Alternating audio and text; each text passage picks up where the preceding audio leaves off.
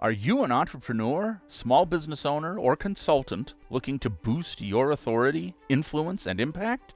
The Author Switch podcast with best-selling, award-winning author Carma Spence is your answer. Tune in for actionable advice, powerful strategies, and engaging interviews to turn on your author switch and take your business to the next dimension. The Author Switch. Hello and welcome to episode 39 of the Author Switch podcast. Tonight, I'm going to be talking about how to write a memoir that markets your business. Because a memoir has a unique way of building your thought leadership and your authority. So there are 5 things I want to cover today. That's the power of personal story, how to actually go through the steps and give you some tips on how to go about writing a business memoir, how a business memoir can bolster your thought leadership, and how it can attract clients. And then finally, I'm going to close it up with some pitfalls that you could fall into and give you some tips so that you avoid them. Now, before I go into the information I want to share with you tonight, I'm going to share with you a little bit about myself, just in case you are new to my world. My name is Carma Spence, and I am an award-winning and best-selling author. I've authored 5 books on my own and contributed to numerous anthologies. 2 of my books made it to bestseller, and 1 won 3 awards. I've been an author for 16 years. I've been in PR and marketing for 30 years. And I'm also certified in author marketing. So why are personal stories so powerful in marketing one's business?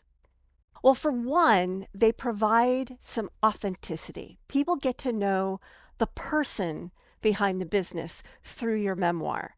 It also helps build up your business persona as well as making you relatable and human. So in that respect, it humanizes your brand. And finally, a personal narrative sets you apart from your competitors. Why? Because only you have lived your life. Your story is unique to you. No one else has lived it. And therefore, your business is colored by who you are and your personal experiences. You bring something unique to the table simply because you lived your life. So how do you go about crafting a business memoir? I have broken it down into 6 basic steps that basically help set you up for writing the book. The first step is to spend some time in self-reflection and goal clarifying. So basically you want to reflect on what your personal story is, what's been your journey and your experience and your values, especially as it relates to your business. And sometimes those stories can be sort of tangential, but they made you who you were so that you saw the things you saw and therefore built the business you built. And then you also want to clarify what your goals are and your objectives are for your business and how that memoir is going to fit into those goals. Because your personal story, if it's going to market your business, needs to serve that cause. So understanding those goals is really critical. Second thing is you need to identify key themes and messages in all this research that you just pulled together. So when you look at your life, what are the key themes that most or some of these stories fall into that support you building the business that you build? So for example, one story I tell in my business is how I always wanted to be a writer since I was like a toddler, and that I developed a certain amount of natural ability because in the 4th grade, my 4th grade teacher literally took me aside after school one day and said, "Carma, you should really consider pursuing a career in writing." Now, I don't know about you, but I actually have kept almost everything I've written since kindergarten. And I've seen what I wrote in the 4th grade. I've reread it a few times to try and figure out what she was seeing. All I can figure is that the other fourth graders wrote something worse, which is hard to imagine, but there you go. So that's a little story in my life that lends into the theme of me being someone who loves books, loves writing, and eventually is building a business around helping others achieve what I have achieved in writing books. Oh, I miscounted. It's actually 5 steps. I went from 2 to 4 when I was writing down the numbers. Oops. So step 3 is to analyze your audience. And now this is regardless of what kind of book you're going to write. You need to understand, who is this book for? Who do you want to be reading this book? Because you need to tailor the imagery, both verbal imagery as well as cover imagery, to that audience to some degree. So who are these people who are going to be reading your business memoir? What are they going to be seeking to learn from reading it? What's going to draw them to it, and what do you want them to take away? What are their challenges? What are their aspirations that your story can speak to? Step number 4, craft a story arc. This is sort of part of where your outline comes into play, because you've just collected all these stories throughout your life. How are you going to organize them so that they have a coherent framework? They have a coherent pathway through your business memoir. You need to structure your narrative so that it has a clear beginning, middle, and end. And you can also take a look at these stories and see how do they add conflict resolution and character development to your overall story arc. And then finally, after you've kind of put all this together, go through and highlight the pieces that will be relevant to your business and weave in additional elements to your personal story that directly relate to your business or your industry. So for example, I tend to like to think of things as timelines. So like when I meet someone and they said, I was doing such and such in 1971, my brain immediately goes to, what was I doing in 1971? So if you're writing a story and the story that you're sharing in this part of your book happens in 1971, take a look at what else was going on in 1971 in your industry specifically, but even in the world. What would people who are reading your book, what would they be thinking about as soon as they found out that this story took place in 1971? So weaving that sort of, how there's your story and then there's the greater story that everyone participated in. And how do those weave together? And how do they support your business message that you're trying to convey? So those are the setup processes, steps that you need to go through in order to craft a business memoir. And I do have some additional tips I'd like to share with you. As you're writing this book, emphasize authenticity, because this is a memoir. This is you. This is you sharing a slice of it's not a biography. A biography literally says you did this, then you did this, then you did this, then you did this. A memoir reads more like a novel. And so it has a thematic arc to it.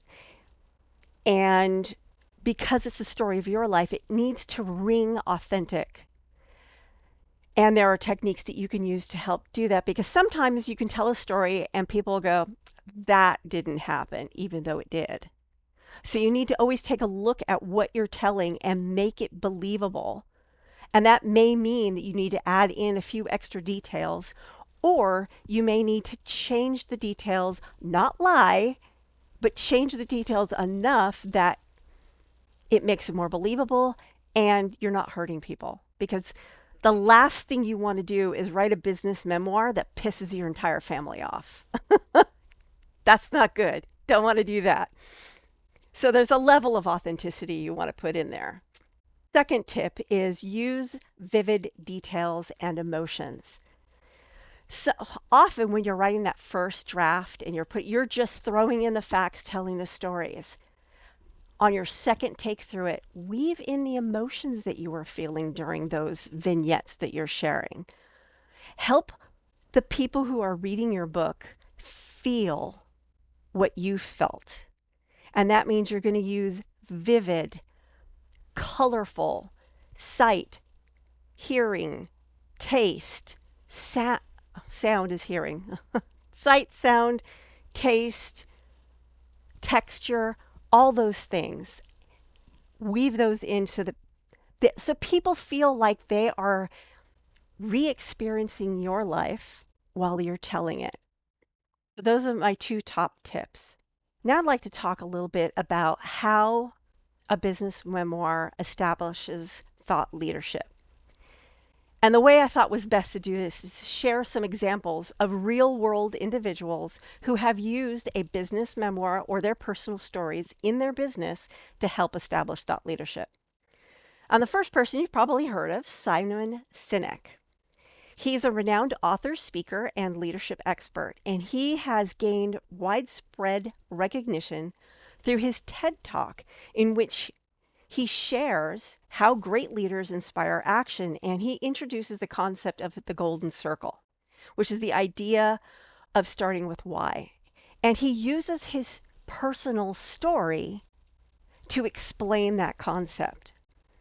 So his personal story of self-discovery, of discovering these things that he shares in developing leadership, helps his listeners understand what purpose-driven leadership is and have made him a sought-out thought leader in the leadership space.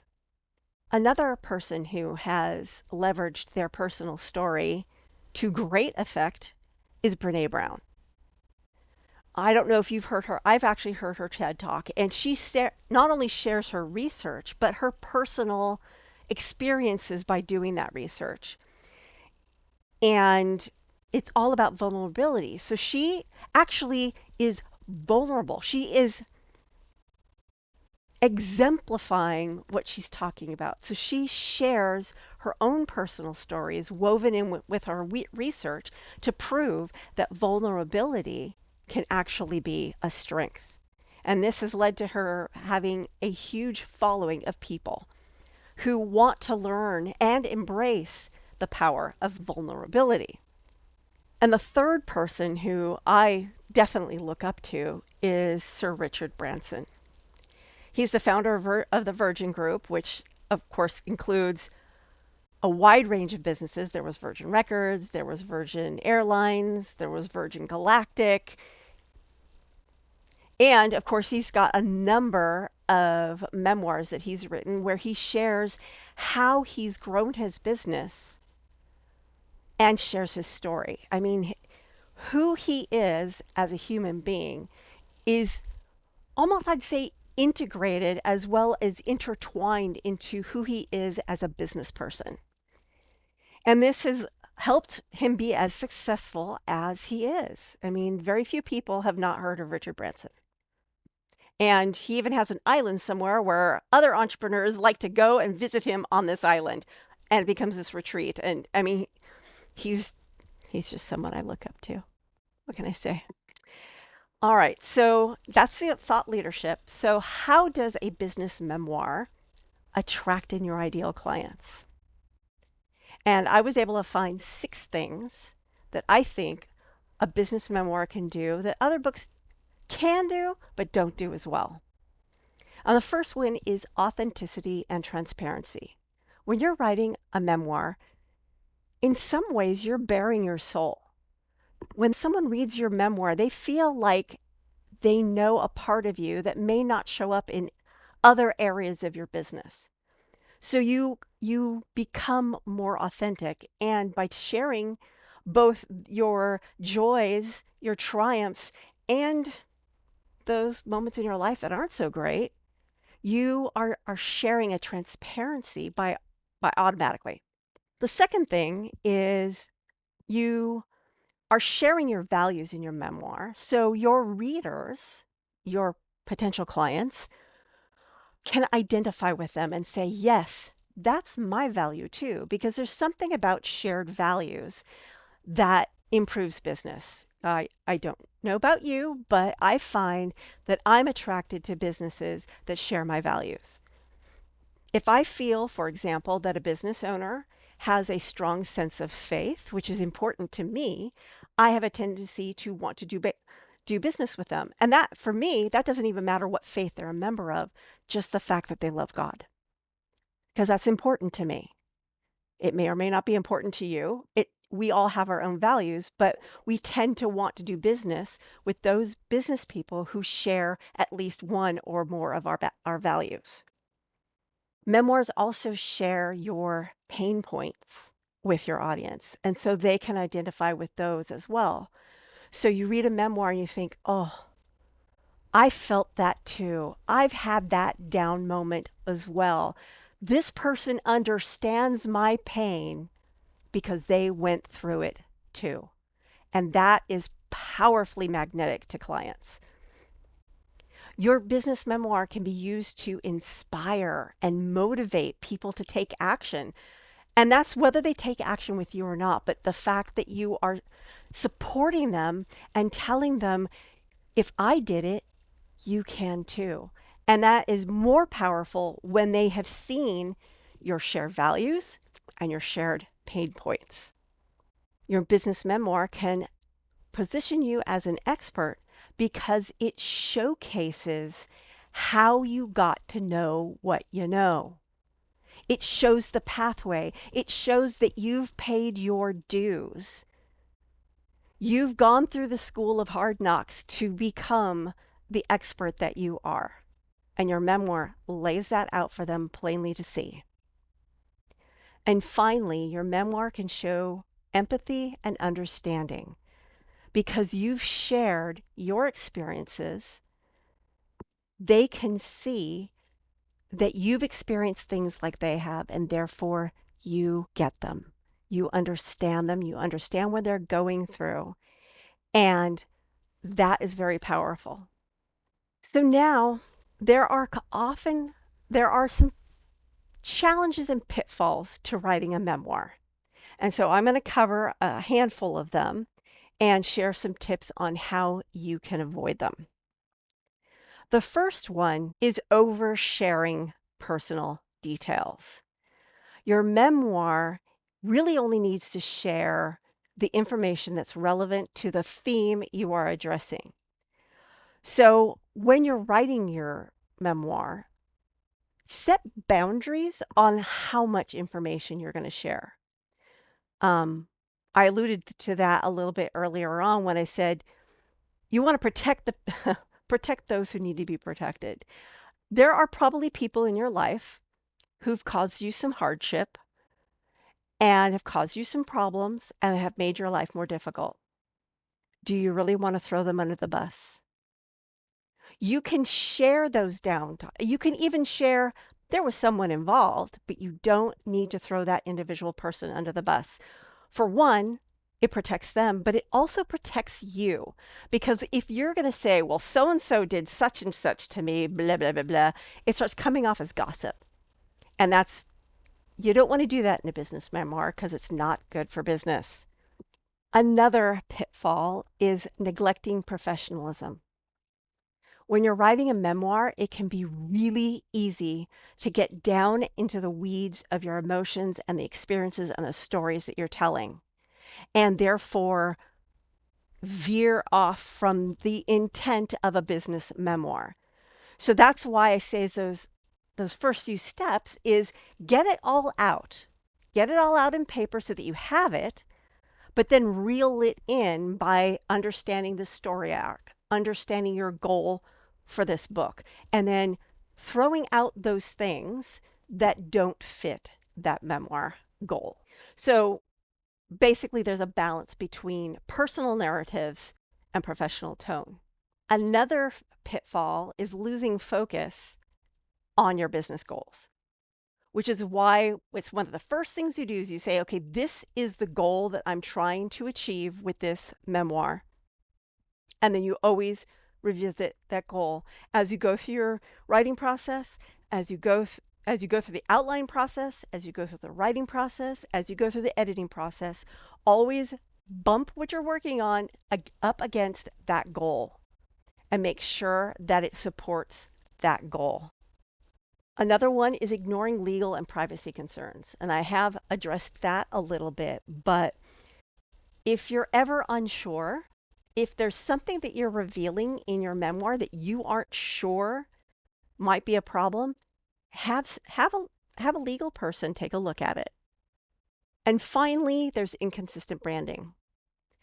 You want your personal storytelling and your business memoir to always fit into your brand. So before you embark on your memoir journey, get clear on your brand first. I say that for every book you write. Before you write any book that's going to support your business, get clear on your brand. In fact, fiction writers should do that too, but this is especially important for business writers and business authors. So that is what I have for you tonight.